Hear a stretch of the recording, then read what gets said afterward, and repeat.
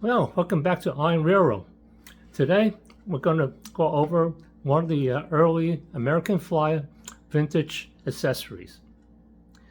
It is one of the early models made in the late 40s, early 50s, and there's two versions of this. It's the American Flyer SEABOARD loader. It's one of the premium accessory during its time when it first came out. Very expensive at the time. And today it's still a very fun accessory to have and highly sought after.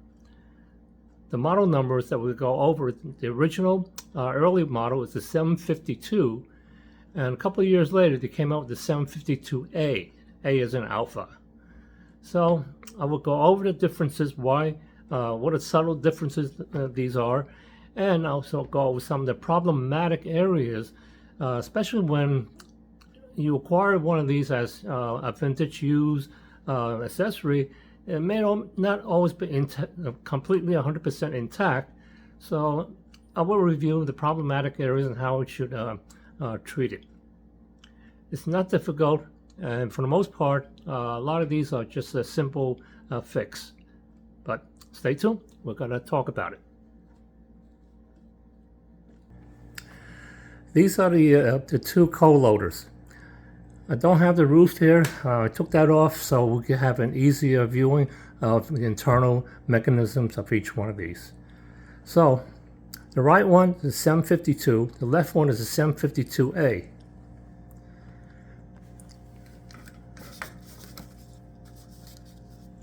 Number 752 with 2-button control. And that is the first difference, as opposed to 752A, which has 3 buttons. They both basically function in a similar way, but the third button will make a subtle difference. But first, I'll give you an overview of each one of these. You have the housing, you have the motor. It's an open frame motor, very similar to, in fact, exactly the same as some of the steam engine, the open frame motors in the locomotives. And you have the worm gear, and it's adapted to a spool of a cord which operates the clamp going up and down. So it goes through the first set of pulley, which is on the ground level. It goes straight up on the side, all the way to the top, and this is the first set of pulley we'll go through. Then the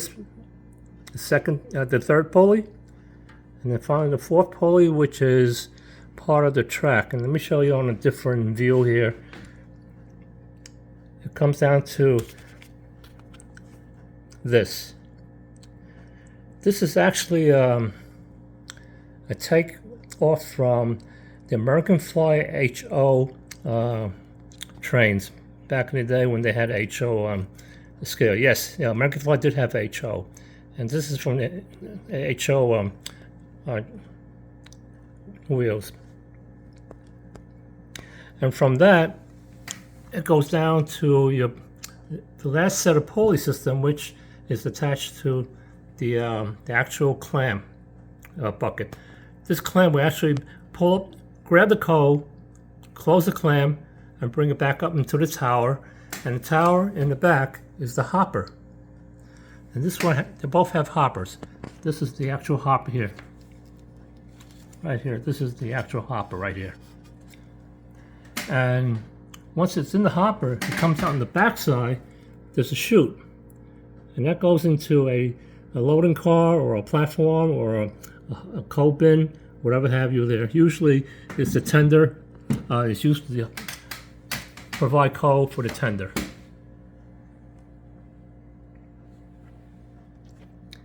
I'll give you a small demonstration of what it looks like. This is the 752 early model. 2-button control.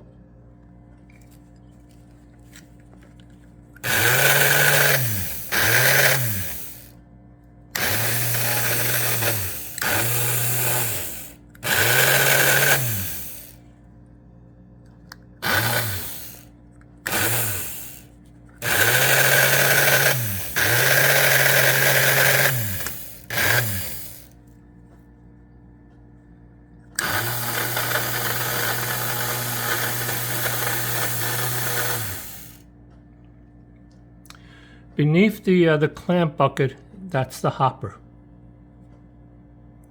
where once it reaches the top, it releases the coal into the hopper. And once it reaches the hopper, it slides out the backside through a chute. And the chute usually would end up with the coal ending up in the tender. So that's 752.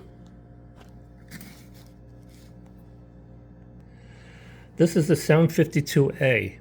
Again, you have the green button, the red button, but there's also a middle button. And I'll explain to you what that means. But let's show you the operation of the up and down of the clamp and the closing and opening of the clamp itself.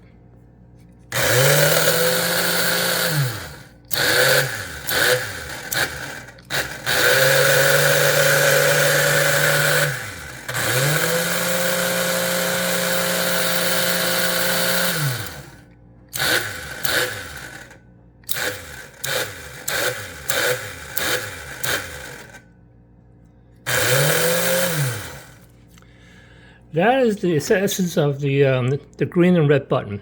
It goes up and down and controls the opening and closing of the clamp. However, now your question is the dirt button. What does that do? Well, it really has nothing to do with the actual operation of the pulleys or the clamps.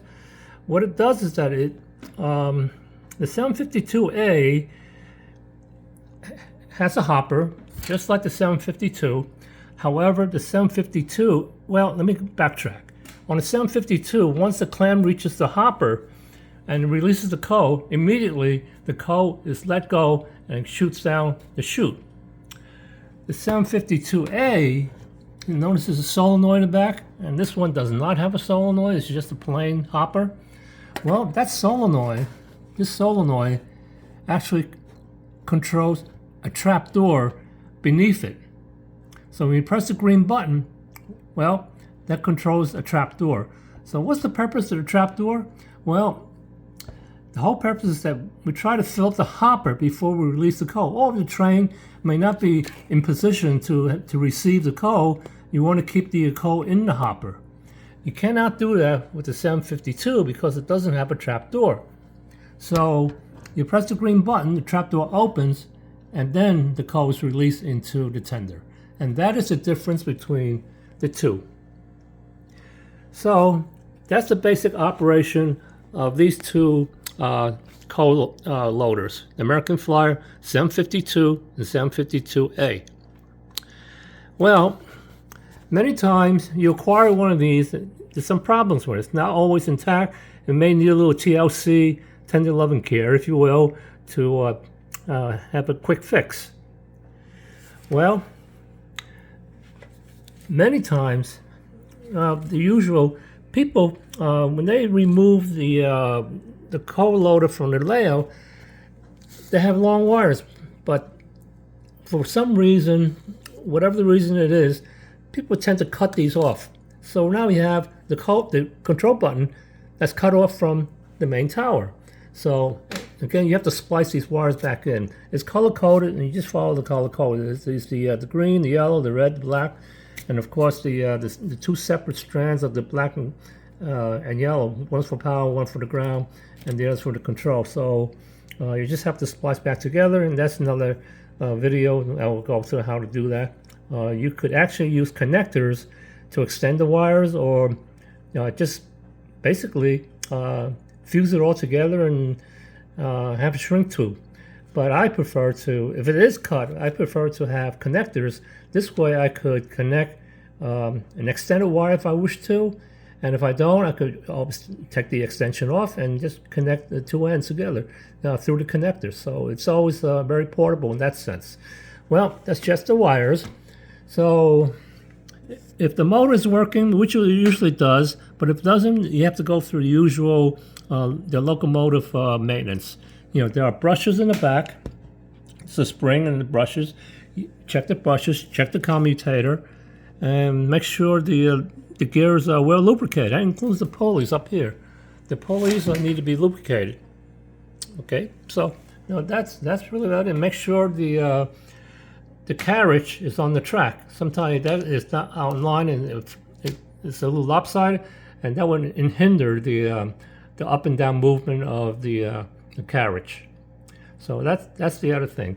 And of course, if the cord, the pulley cord, if that's not there or was broken, you need to thread it through the spool, up the pulley, and again, let's see if I get a better view here for you guys. It comes up from the bottom, comes up to the top, it's threaded to here, and it's threaded to the carriage, and I'll go back to this one and you can see a better view. So, yeah, this wire goes right, this thread goes down, and here's a side view of it. It comes down here. You see 3 strands. The first strand goes down into the pulley, comes back up, and then over, and then it comes back over here, and it drops down here. So again, I'm just going to review this, try to get a better position to show you. You notice there are 3 strands. You know the first strand comes down from the top through this pulley. It drops down, and when it drops down, it is this strand right here. Goes under the pulley, and then comes back up on the opposite end. It goes up. It goes up, and when it goes up, this is where it comes up. It comes up right here on the second pulley. It goes up, comes up this way, and then you have to drop it back down on the opposite end, which is right in the middle here. You have to drop it back down, and when you drop it back down, that's your middle thread right here, and that's where you tie it off. You tie it off right at that hook there, and that's it. That's really a simple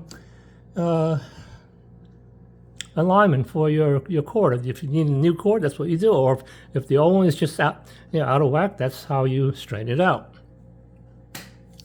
So again, once again, you have your spool. The thread goes to the first set of pulleys, which is on the bottom, the ground. On the ground. Let me see a better view here. And then it goes straight up to the top. Comes over this way, comes back down, straight down, until the first pulley, and then it drops down. It drops down again. That's the on the third, the outside. This is the one that drops down. Goes under the bucket pulley here. This is the bucket. Goes under the pulley, comes back up straight, and where it comes out, it comes up here. So, and then once it comes up here, you thread it you bring it over the top of that pulley and push it down, or drop it down, and that's your middle one right here. This is the middle one. This is the middle one right here, and then you tie it off. You tie it off the knot here, and you're done. So that's an easy fix. Now, if the clamp doesn't work, everything's working fine. It goes up and down, but it doesn't open, it doesn't close. What's the problem? The problem, you gotta check the wires. Sometimes these wires are very fragile, and I'm talking about, let's see if I can show you a picture. See this cloth wire? That's soldered 2 points on the, let's see if I can show you.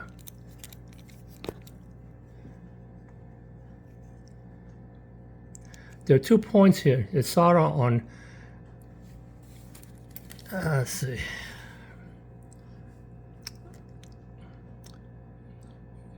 One point, and then a second point. So one wire goes to the first point, and the second wire goes to the second point. However, these wires are not your usual 18 gauge or 22 gauge wire that you used to, hooking up your steamers or your diesels or whatever, any electrical components.